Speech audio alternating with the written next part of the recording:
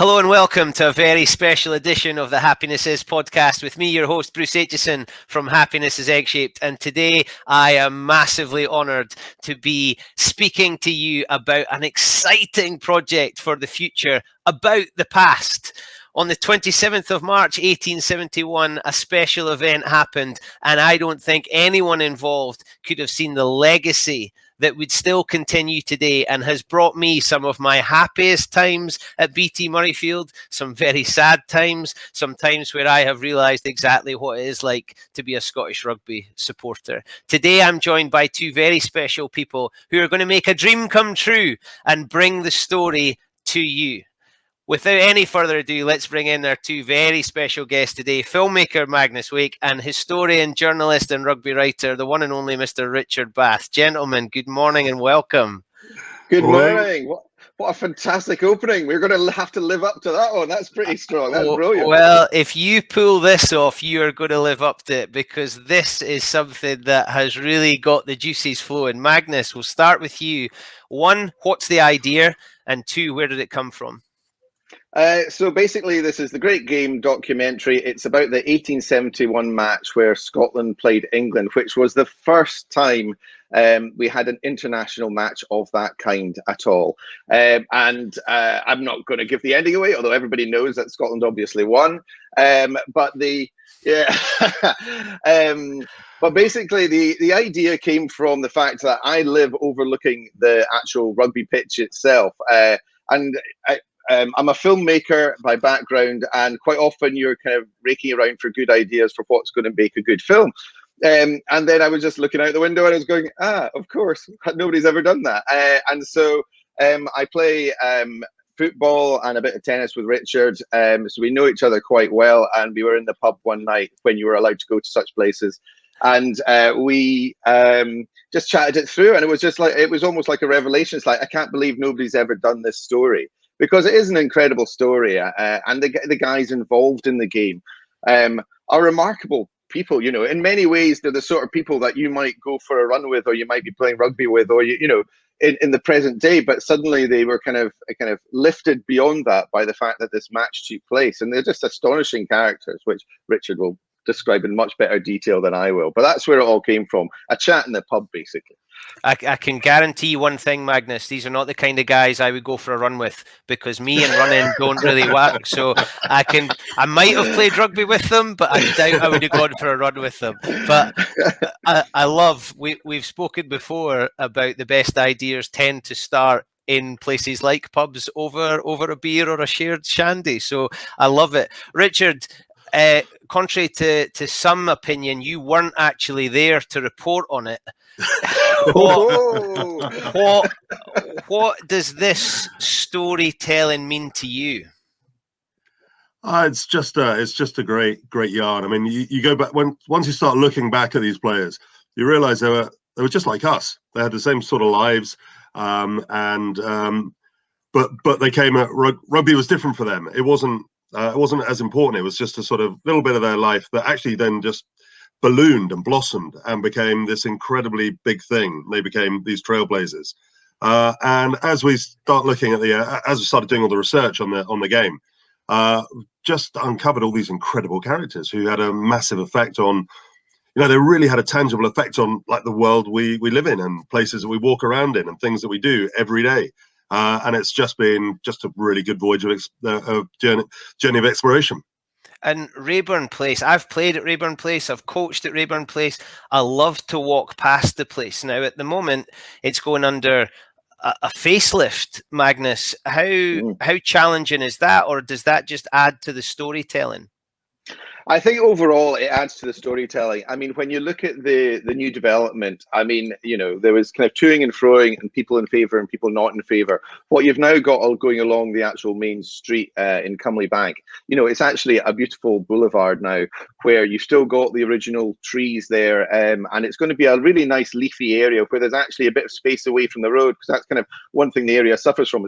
It's got a busy main road, but there's no space, and now you've got these what are quite nice shops, and the actual stand itself is now looking beautiful. It kind of sits well within the within the space. As somebody that has to look at it all the time, literally out the window right now, it does look really nice. And there's still a bit of work to be done in terms of where the pitch is going to be placed within the context of that stadium. But no, I think that adds to the story. I mean, even just talking about where the pitch is, because one of the things that we'll get into a little bit in the documentary is, there's lots of photographs of the gate of the international rugby being played at Raeburn Place, because that's where it was always played in the past before Murrayfield, and the pitch is always assumed to be in one place, but very recently a new piece of contemporary imagery surfaced, which suggests that actually it was still within the Raeburn Place grounds, but it was in a different section of it. And for somebody like me who is a little bit over the top at studying maps and all the rest of it, nothing like putting a spanner in the works by saying, but I don't think it was there. But it was still in the Raeburn Place grounds. But there'll be a bit of debate, which is always good. I mean, the whole point of something like this being an exploration is the fact that you do make discoveries. You make discoveries about the players and about what their backgrounds were. Alfred Clooney's Ross, who Richard may well touch on in a minute. I was looking at census records, and you actually can find out where he was living above a shop in Stockbridge. And so the history is actually really a really living bit of Edinburgh as well, because people are now living in those same flats and houses around the city. And of course, a lot of the players didn't just come from Edinburgh; they came from much further afield than that. And so Scotland and England have got a huge connection with what happened there, because it's what led to where we are today. Stealing one of Richard's lines for later. It's time we got a plaque outside that flat in Stockbridge to say that he lived there. Absolutely. That is a historical trail I would happily walk around. I love the idea of that. That would be a great idea, wouldn't it? That would be fantastic. You can have these all over the place. Yeah. No, not just a hat rack, my friend. Not just a hat rack. Richard, there's a fashion at the moment of taking a situation and telling almost a dramatic story around it. Now, that's not the purpose of this. This is a documentary. But how important is it to tell the stories of what you've already kind of described them as quite ordinary guys who have ended up doing something that has lasted till now and will last forever? Yeah, I mean, these guys were, in terms of the story, yeah, we'll do a recreation of the match. Well, so there'll be some sort of dramatic recreation, because the actual records of what went on minute by minute are sort of fairly sparse. I mean, there's actually been an incredible amount written about the game, a lot of it by the players who were in it. So we've got quite a lot of information, but in terms of dramatic input, there'll certainly be a bit of dramatic license, but you actually don't need to make any of this up, because these guys have just got incredible stories. I mean, there are some guys, I write about a lot of sport, and mainly rugby, but I do other sport as well. And there are some guys that have just always fascinated me. There's a guy called Leslie Balfour-Melville. I don't know if you know about him, but he was 16 at the time of the game, and he was supposed to play, and he got bitten by a wild dog a couple of days before and couldn't play. But he went on to play for Scotland, but he won the amateur open up at St Andrews. He came second in the open. He played tennis for Scotland. He was the guy who was the captain of the cricket team, which beat Australia. He was Scotland's W.G. Grace. And there are these amazing characters. I mean, we've spoken about Alfred Clooney's Ross. And I came across him. It's funny, you just come across these guys all the time. And Alfred Clooney's Ross, I first came across him when everybody was, Johannesburg was about to make his debut for Scotland. And everybody was saying it's incredible, the first player of colour to play for Scotland. This was 15 years ago, whatever. And I sort of did, I was doing some research, and I came across Alfred Clooney's Ross, guy from the Cocos Islands, halfway between Sri Lanka and Australia, lives on a little atoll, and ends up being involved in the first ever game of rugby, of Test rugby. I mean, it's just a great story. And there are loads of others as well. It's just this sort of roll call of guys who've had a massive impact. And whenever we tell these stories, and one of the things rugby lovers like me and like you, we love to make out that rugby's for everyone, and it's all these different characters, and there's a place for that guy and that person as well. Was there anyone that you got hold of and you thought, this guy should have been a a rock star. He should have been famous. This guy could have been the Dan Carter, because at the moment it was the only show in town, wasn't it? Well, yeah. I mean, the reason that they played a Rugby International was because there was no football in Scotland. There was Queen's Park, and they were pretty low key. There weren't enough players to even play a football international. So rugby was where it was at, and there was a young guy called Robert Bulldog Irvin, who went on to become the first sort of superstar of sport, certainly of Scottish sport. Played against England 10 years in a row. His best mate was Robert Louis Stevenson, and I mean, again, just incredible guy. And so I mean, like I said, I don't know if you can get a rugby superstar. That's what he was back in 1871. I love that. His best mate was Robert Louis Stevenson. You can just see the two of them falling out of a taxi on George Street and being snapped by the paparazzi and all over Twitter the next day. I absolutely love it. Magnus, I'm intrigued as to how this is going to go. Now, I played for a charity team called the Crusaders against Accies in a fixture where we used what we thought were the laws of the time. Mm-hmm. How do you go about making a game look like it was in 1871?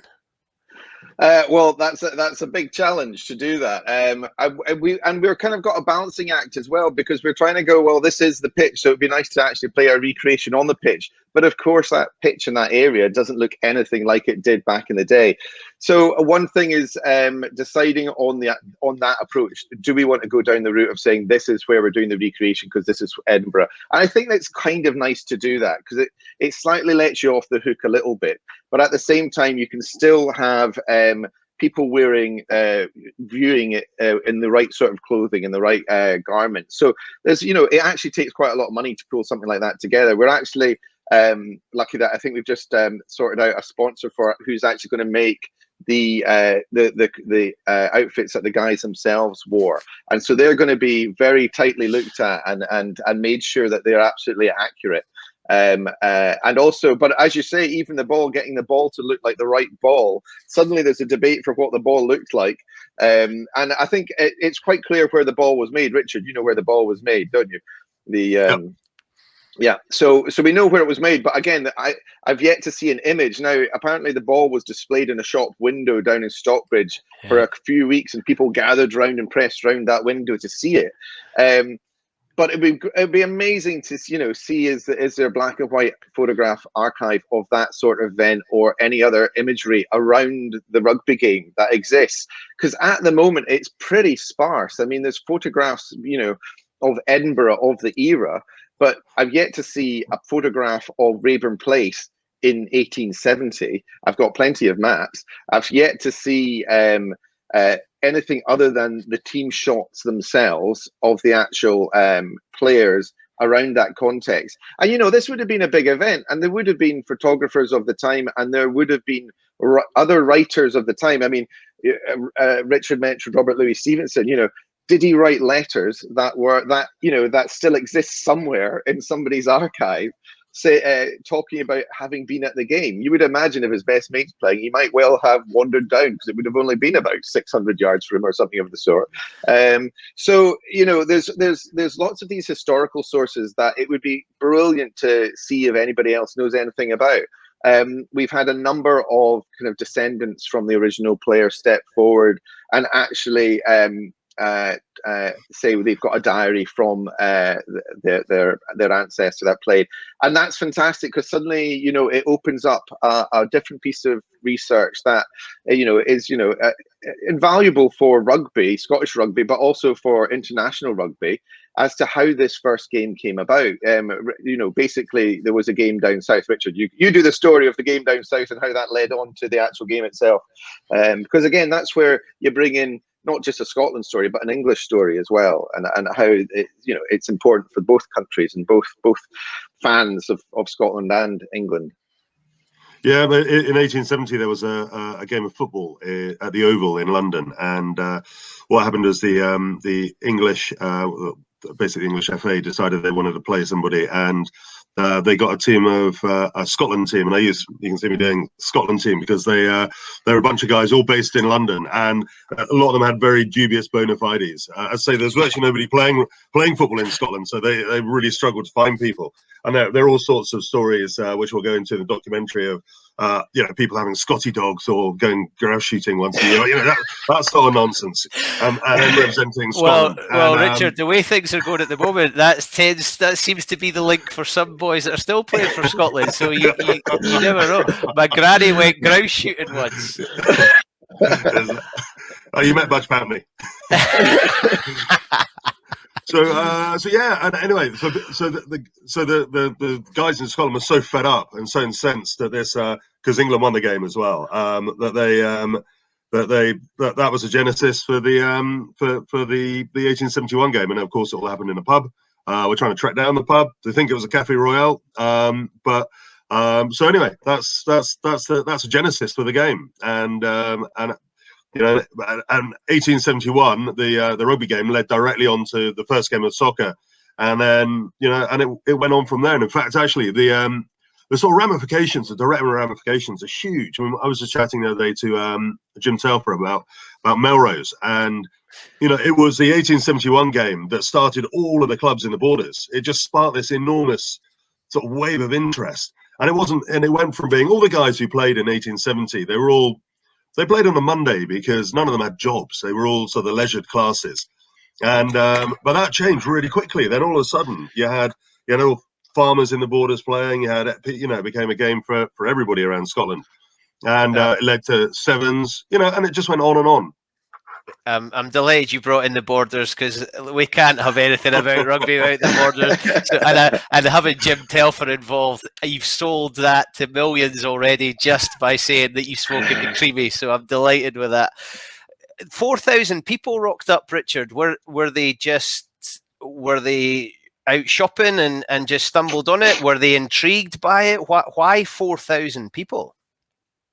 Yeah, it was a gate that was vastly bigger than anything they expected. They hoped for a couple of hundred, and there's Lord Kinneborough, I think, was on the gate, and he had a bowl, and it was a shilling to get in, and he had to go for another bowl because the bowl got completely full up with shillings, and it actually made a lot of money, and that was one of the other things you forget. Yeah, it actually made quite a lot of money, and it's really good for the infrastructure, really good for, obviously they weren't paying the players, but and that was one of that was one of the great driving forces for the game. But yeah, the people who came along, it's quite funny because you read the accounts of the time, and actually the players were there was quite a sort of nationalistic edge about the game. They got it straight away. Or patriotic, probably better. They got it straight away. It was England against Scotland. It was all that represents. But for the crowd, they were all sort of middle class Edinburgh folk and didn't shout too much. So they came down and they just wanted to see a good game. They were just very curious. And but it really did spark a massive interest. A much wider interest in the game. So loads of people who had never ever had anything to do with rugby before became just aficionados overnight. I've got a big silly smile on my face, Richard, because I love listening to the passion that you're speaking with about this, and it excites me. And then when I hear you talk so passionately, it just stokes it even more. Magnus, tell me you're going to hold trials for the players in these matches, because I think you will have a queue all the way up to Princes Street, through the gardens and up to the castle of people who would love to be involved in this. Yeah, no, well, absolutely. And I mean, we do want to get people involved in it.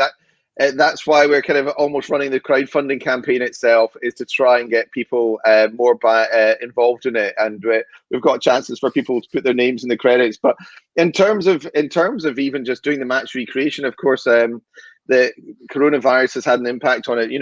Rich and I have been talking about doing this now for over a year, and of course suddenly you're kind of delayed by it again. I'm just going to see if I can mention crowdfunding again to see whether or not that link appears automatically every time. There we go. Don't, because I'm having to do this and press the buttons at the same time, so please. But yeah, so just talking a bit about the crowdfunding, we've already, the budget for this is a good sized budget. It's about 120,000 is the budget that we're putting this film together for. It's supposed to be a proper feature length documentary done to a really high standard. So we've been really lucky. We've had money from the GPS Macpherson Charitable Trust, the Gordon Brown Memorial Fund. We've got sponsorship coming in from Famous Grouse and also Bruin Dolphin. So a lot of that money has already been pulled together, but for the last 20,000 of that budget, we thought, well, to help get us over the line, it would be fantastic to open this up for the actual rugby community to get involved with. And we've got about 7 days left of the campaign. So now I'm biting my nails because we've still got $5,000 to get. And what we've tried to do is put a few things in there that are of interest to people so that anybody can put in anything they want, because anything is absolutely appreciated, and it's not the best time to be doing crowdfunding at the moment, as everybody can well imagine.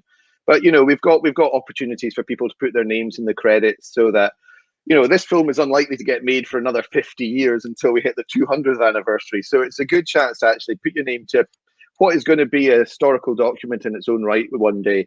And you'll be permanently attached to it. So I think that's quite an exciting thing to be able to do. And then there's a few other things as well, like early access, streaming links and things like that. Right. Okay, I'm in. You've sold me. You've sold me. Hard sell. You've taken the link off the screen again. Right, no, it's all right. I think people are getting the message. And then the documentary, just to talk a bit about what the content of the documentary is going to be, we're obviously going to have interviews with the current greats of rugby, but also some of the guys that have been around for like 20, 30 years preceding as well, talking to them about what rugby means to them, but also why that match was so important. We'll be talking to historians about it. We'll be talking to some of the descendants as well. And apart from that, we're going to be doing recreations to try and bring some of these characters to life. Richard always paints this picture of a guy on a horse riding to Liverpool. And every time he describes it, I'm picturing Richard riding a horse to Liverpool. So we might need to get Richard on a horse. Yeah, the guy was called Henry Clayton, and he was the average weight for the participants of this game was just over 12 stone. And he was over 17 stone, so he was a big old unit. And he was from Liverpool, and he was a grain dealer. And he used to go out for a run with his a 5-mile run every morning with his Newfoundland. So this is how he trained for the match for 6 months. He went out for a run with his Newfoundland. Then he would ride on his horse 4 miles to work, do 12-hour day, ride back home, and then but he would live off his diet was strong beer and raw steak. And that was what he lived off. That's how he got 17 stone. And you can see that's why I pretty much picture Richard. I reckon that's have a Newfoundland, actually. That's got Jason Leonard written all over it, hasn't it? Strong beer and raw steak and 17 stone. It's got to be the fun bus. Exactly. Richard, have you spoken to anybody who you're impressed by their knowledge of what happened? I think we're probably the generation we have just now who have mostly lived through a life of professional rugby, and so much has happened in that time. Is there anyone you've spoken to and you thought they've researched, they're interested in rugby, they know their history, they've seen how it's developed, or have you brought quite a lot of knowledge to the people you've spoken to?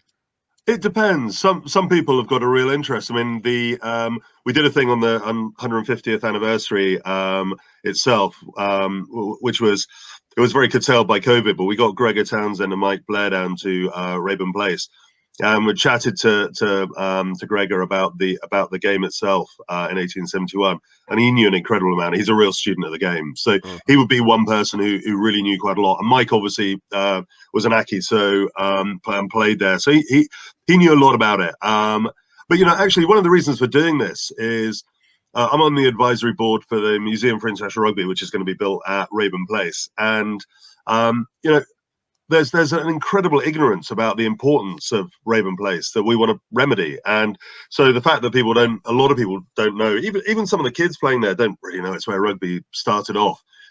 So that the idea is that we'll change all that. And so some players will know a lot, some will know a lot less. We'll brief some players beforehand and some of the contributors, but there's a real interest in the story. It's incredible. I mean, there are also some people whose level of interest is really surprising. Good examples. J.K. Rowling actually wrote a Pottermore story, 2,000 words long, about Angus Buchanan, who was the first, scored the first try in the first international. So these surprising sort of little oases of interest and knowledge, and the idea is to connect those all up and make a big lake of knowledge. Yeah, we had Kelly Brown on, and he was talking about him and Jim Hamilton and Hoggy being involved in that Pottermore story. We're still trying to get a connection to J.K. Rowling coming on. So if you're able to dish up her phone number for a future pod, I'd really appreciate that. So you've obviously done a lot, and it's based at Raeburn Place because we're in Edinburgh and that's where the game was. But we've only really touched on the English team. How easy has it been to go back and research what happened with the English team? Yeah, it's been it hasn't been obviously it's still a work in progress, but it hasn't been difficult actually. I mean, one of the reasons for that is there's a guy called Benjamin Burns, who was the guy who arranged the England team, and he was secretary of Blackheath, who were the biggest club in England at the time. Anyway, he's from St Andrews and went to Edinburgh Academy and just happened to be their secretary. So there's an enormous. Yeah, that's not the only reason why there's an enormous amount, but a lot of the English guys who played also went on to write a lot about the game. So there's an awful lot of stuff there. There's an awful lot of interest as well. I mean, at the time, most of the English guys didn't even know there was any rugby played in Scotland. And they came up expecting to win, so that sort of informs a lot of the coverage. And yeah, there's as much interest down south as there is up here. The rugby world's always small, isn't it? It doesn't matter, even going back that long. The guy at Blackheath had gone to Aki's and said the rugby world is just this big. There's always a connection.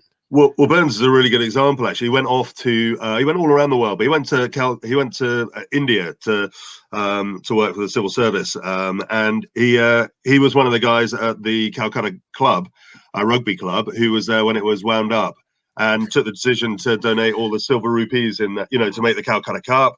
Yeah. He then went to the South Island of New Zealand and was really important in taking rugby there as well. So these guys, they didn't just do stuff here. They were, an incredible number of them were sort of missionaries who went to other bits of the world and were quite important in getting the game going internationally.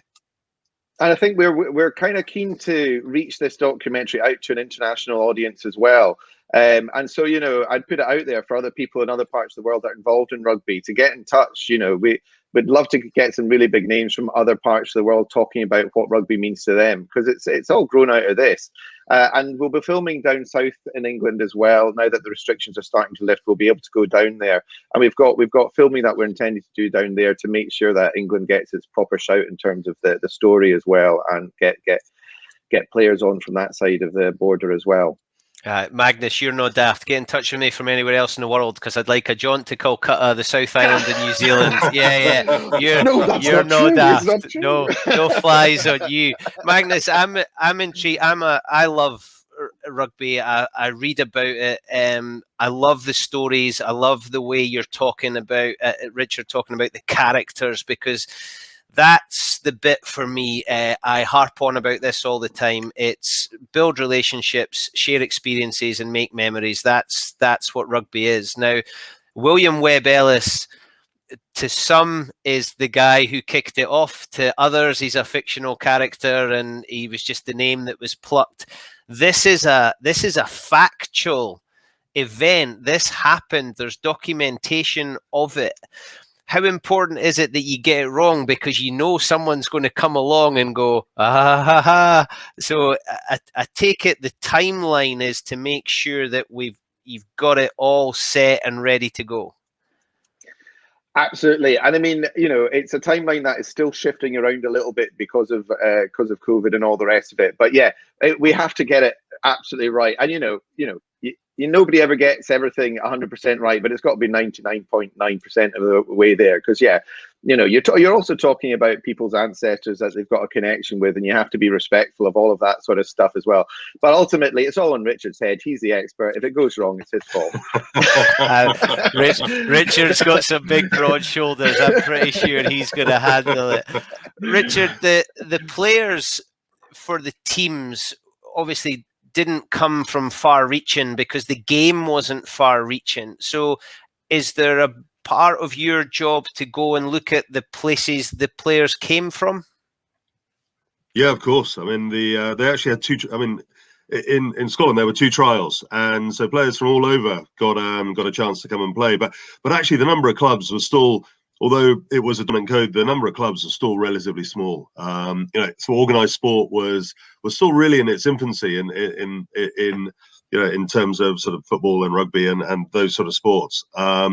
So yes, we'll definitely go all around the country, go to all the places, and we'll go to the places that were affected, as say, down to the green yards to go and talk about places that were affected, but by the game. But yeah, so we'll go wherever the story takes us. I mean, the idea of the story is that it's a voyage of exploration that will take us where the evidence goes, and we'll go and explore the stories that we like, rather than just sort of try and say, this has to go in because it happened.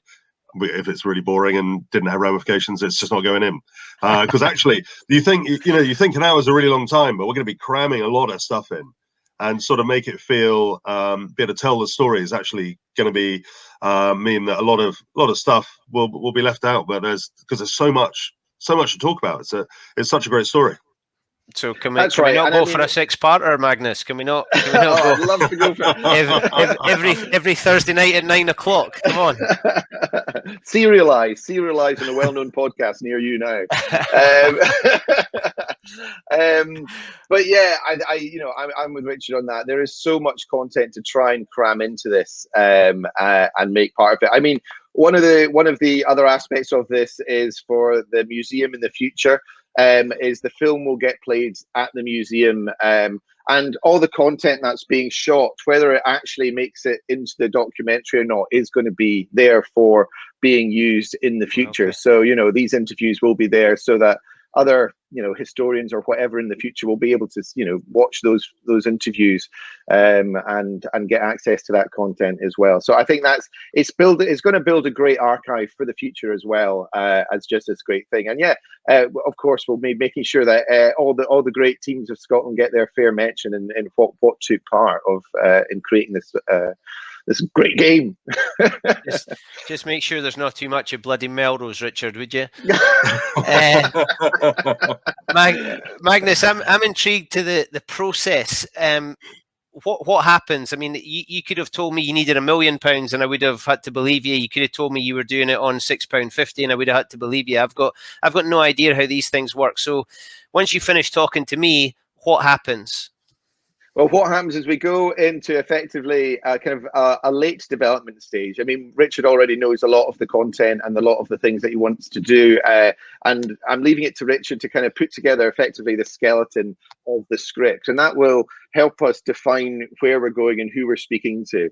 And then we'll go and start to shoot it. And that will allow us to actually kind of do it in a slightly more natural way, because if we suddenly get something where somebody talks about somebody else or something else gets mentioned that we didn't know about, we've got the flexibility to move and change shape. Where it's quite a small production company that I'm part of, and so we just will work flexibly around that. But basically, we've got a period of scripting, a period of filming the interviews, and then there's going to be probably about 4 to 6 weeks of editing. And while we're doing that editing, we'll actually be working on the pre-production for filming the reconstructions and the recreations, because that needs a lot of work as well in terms of costume, locations, and all the rest of it, and even and casting the actors and stuff like that. And we're wanting to use present day rugby players for the actual recreation itself. The Ackies are likely to be involved in that, and we'll be talking to other people as well to see how we can make up those teams.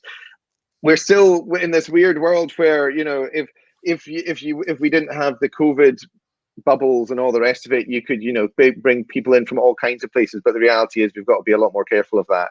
but we're hoping to be able to film that kind of halfway through the year, with everything going well with that side of stuff.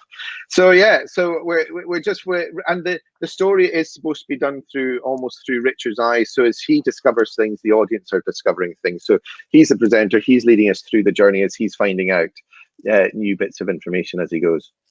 Richard, so filming the game in the middle of the year, that gives me 3 months to get down to the average of 12 stone. 12 stone 3. 12 stone 3, right? That makes it a bit more manageable and achievable. All right, okay. So, yeah, okay. Diet starts today. Well, a fair bit. It sounds like I'm going to have to do the 5-mile run, take my horse to work, and strong beer and raw steak. There's going to be a lot of fat boys on that horse. Richard, of the players and of the day, now the players arrive through the gate in the bus, they get off to the pipes, there's their nutrition, there's their rubs and their strapping and their standing for the anthem. What did the day feel like for a player? Well, it depends on whether or not you're a Scotland player or an England player, because the English guys came up overnight on the train and they were absolutely knackered. They got about 2 hours sleep, and then they turned up at the pitch. Which in England the pitch was another 75 yards wider, so and they had really good backs, so they weren't that impressed, to be honest, when they turned I love up. it. The Scotland coaches were narrowing the pitch already. I love it. Let's kill the dead ball area. Let's make the dead ball area smaller. Yeah, I love it. They were doing a Matt Williams before Matt Williams was ever thought of, and yeah. So, but for the Scotland guys, I mean the accounts of the time just talk of a really sort of relaxed, very enjoyable experience till they got onto the pitch. And when they were on the pitch, they went at it sort of hammer and tongs. I mean, there were a couple of guys who never played rugby again, who were so badly injured by the game. So, I mean, they really gave it a good old go. And the game was brutal. Absolutely. I mean, they were. I mean, you talked about the laws. I mean, the fact is they took the pitch not really knowing what the laws was, and they spent quite a lot of time arguing about the laws, in particular whether or not they would allow hacking, which is basically just kicking each other's shins. The referee Healy Hutchison Almond, he was a headmaster at Loretto School, and he was very headmasterly. And he just laid down the law, told them what they were going to do. And in fact, actually, one of the best stories of the game concerns him, because when Angus Buchanan scored his try, it was the English guys didn't think it had been touched down, and they were just going nuts. And Hutchison gave the try, and when he was asked later on why he gave it, he said that his belief was that the side which complained the most was most likely to be in the wrong. It was like the docking stall philosophy. If you don't complain, it's going to be given, and if you do complain, it's definitely going to be given. Classic headmaster. He who denies the most is absolutely the culprit. Yeah, I love it. And that was. There will be some people who watch this who maybe be new to rugby or have no idea about rugby at all and love the history of it. The game now has laws. There are many grey areas. Let's not get into that one. That's a whole other 3-hour podcast. But when they arrived, different laws were played in, or rules as they were at the time, played in different places. So rolling onto a pitch and not all sharing the same laws must have led to the crowd not having a clue what was going on, but also players being in the dark. Yeah, that is for sure. I mean, and actually this game kick-started the process of getting uniform laws. And in fact, didn't kick-start it, it led directly to getting uniform laws. But as for the spectators, a lot of them hadn't watched any rugby anyway, so they were just along to watch sort of 40 sweaty guys. I mean, because you got to remember there were it wasn't like it was now, where half of the team were backs and half were forwards. I think it was out of the 20, I think 16 were forwards. So there was just a sort of massive scrum that sort of moved around very slowly, with people sort of. It was basically primary kids. Yeah, exactly. It's just like sort of P3 rugby. I love it. Magnus, have you, what was your interest in rugby? And are you learning a lot through this process? I'm learning a huge amount through this process. I mean, I look at the documentary as a film that's got to be engaging for anybody, whether or not they love rugby or not. I mean, I've always watched rugby, but I'm very much a part-time rugby watcher, and so. Richard is always saying to me a name of somebody, and he goes, "You don't know who that is, do you?" I was just like, "No." So, I mean, part of it for me, it's really exciting because I'm learning a huge amount about rugby. I'm learning about a huge amount about kind of my local history as well. But I think that's what is fascinating about this is because it's actually at a time where nobody in the audience really knows anything about this game. So it doesn't matter whether you love rugby or not. It's just this thing that happened in 1871. There's a bunch of emotions that pretty much everybody can associate with. And from the back of that, there's the audience itself, whether you're a football fan, a cricket fan, a rugby fan, or whether you like a bit of history or just want to know a bit more about Scotland and England and that rivalry, then, you know, it's a fantastically interesting piece of history from that point of view. But yeah, I know much less about rugby than Richard, which is why we have the man himself there. I love that you're talking about the emotion. How I love Ian Rankin novels. I love his rebus novels, and part of my love of that is that it's in a place I know. It's in Edinburgh. I can picture the Meadows, I can picture Arden Street. I know all these places, and I can try to imagine what's going on. How important is Raeburn Place and Edinburgh to the telling of this story? To me, for me, you know, I would definitely put it maybe like, if in percentage terms, like 40% of the story. I think a lot of the story happens in other places. A lot of the individuals are coming from other places. A lot of the other teams that actually, you know, the five guys that were part of the actual challenge as well, you know, they came all from different places as well. So I think there's a lot of the story that doesn't happen in Edinburgh. Yes, Edinburgh is going to be very much a focal point for it, but it happens all over. Richard, would you agree with that? Yeah, I would say a bit more like 60%, to be honest. I mean, you know, oh well, we're gonna have a fight. We're gonna have a fight. Don't make me get all headmasterly. He's protesting too much. You know, but some of the incredible stuff is, you know, about doing a lot of the filming in Edinburgh. I mean, obviously, Raeburn Place has changed in the sense you've got this new big stand and the old clubhouse isn't there, and there wasn't a clubhouse there at the time anyway, and you don't know whether, you know, but a lot of the stuff is still the same. And we were looking at some of the views. There's an old farmhouse up on basically in Inverleith Park, up by the bowling green there. That was there at the time. You know, it was actually a farm. And you know, so a lot of the stuff had been there for, you know, 100 years already. The whole Newtown and Stockbridge was all, a lot of it was already there, you know. So you're walking down the same streets that these guys that walk down. You're living Edinburgh through their eyes. And I always remember I did a book years ago with a guy called Tommy McPherson, who was at the time Britain's most decorated war veteran, and he was a younger brother of GPS McPherson, and he had all these photos from his youth of sitting. He lived in a house on East Fetches Avenue, the last one before Inverleith Park, you know, the big detached one. And his brother, GPS McPherson, who's possibly the best ever player to play for Scotland, was sitting at the piano with Eric Liddell, just doing, you know, having a sing song at nights with, you know. So there's all this incredible history in Edinburgh that just sort of seeps out of the pores of the buildings, and, you know, it's just there for us to tell stories with. Magnus, I'm intrigued. How do you tell a story from 1871? Anybody who's ever been anywhere near Stockbridge or Conley Bank, there are cars on top of cars. How do you go about doing that?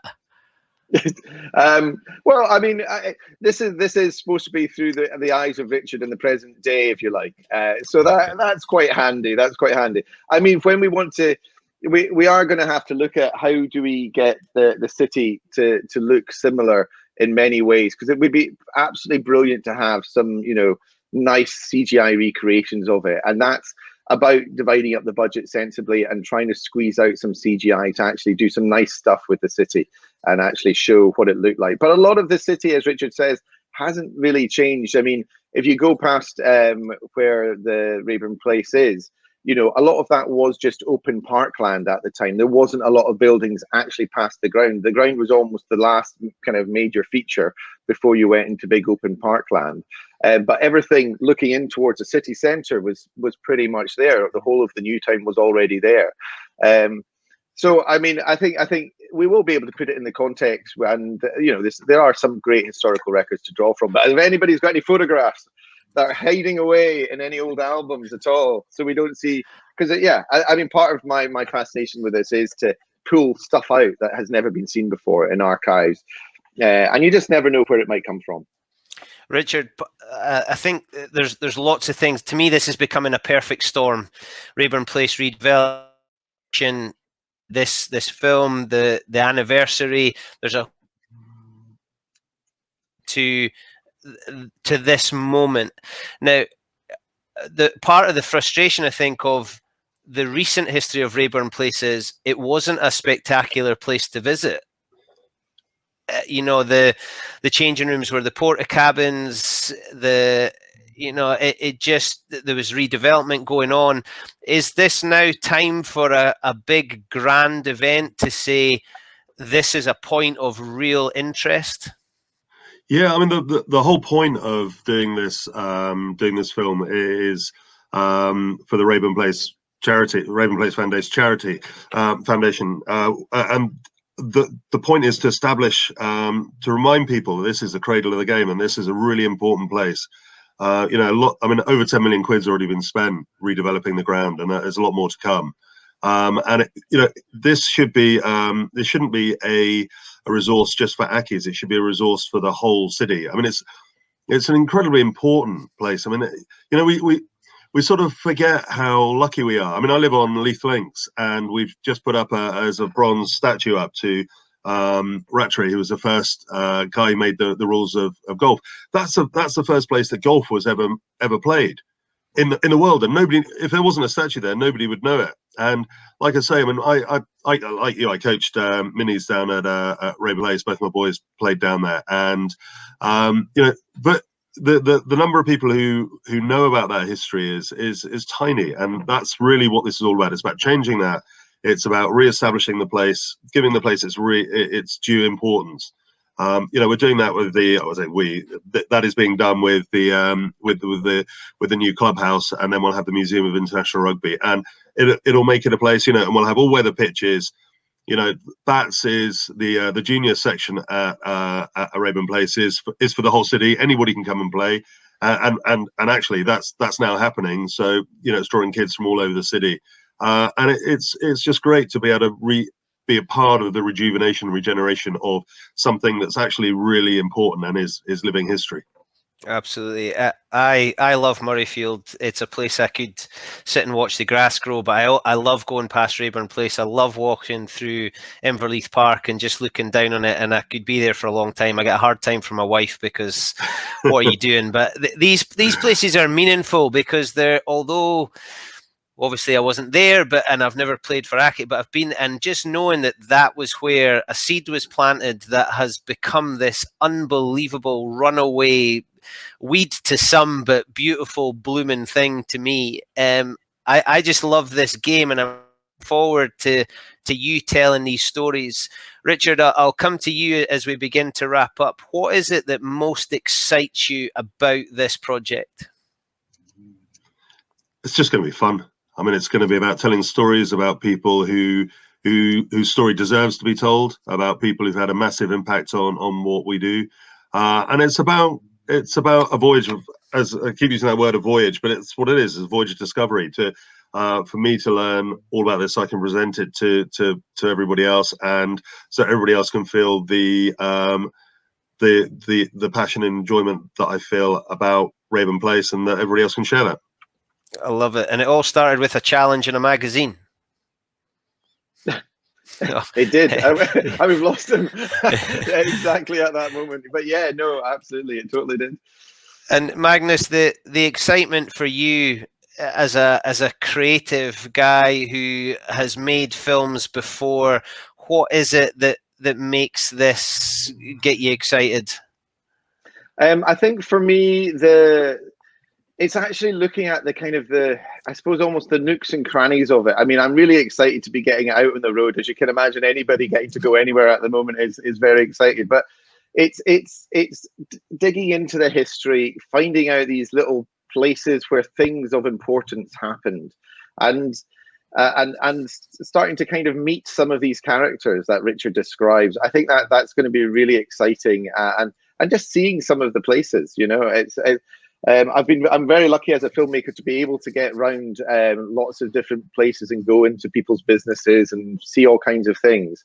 And it actually helps you understand how the world works. And this is understanding how the world worked in 1870 and what the world was like in 1870. And it's, in some ways, they're just people, but in other ways, the world's completely different. So I think that'll be fascinating. I love it. And the Great Game documentary is on social media. I will share the living daylights out of that to try and build the coverage. We've got the crowdfunder link on the screen for those who are watching, and we'll put that in the information for the podcast so that people can get involved and get more information. Gentlemen, I've absolutely loved spending this time with you. I am very excited by this project, but because I know it's happening, I want it to be ready tomorrow, please. So are you able to give us, Magnus, I know this is a difficult thing, but are you able to give us a timeline? We're hoping to have it by the end of August, sometime in September. That's kind of our target internally, if you like, and that will be when we hope to have some screenings.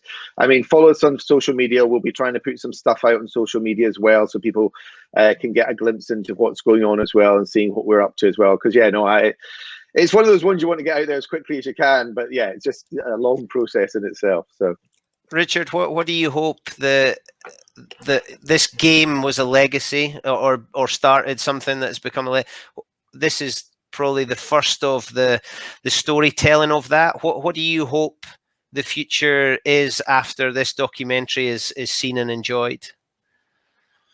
The future, well, I hope in terms of Raeburn Place, I hope the place continues to get developed and that it's used as to the absolute maximum.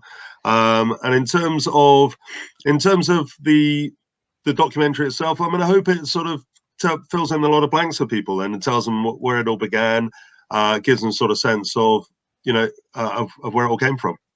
I genuinely feel, Richard, this is going to be a spark. I think this is going to be something that makes people want to know the history of the next game and what happened and when did the Calcutta Cup and why did we move to Murrayfield. So Magnus, get your thinking cap on, because I reckon there's a series coming.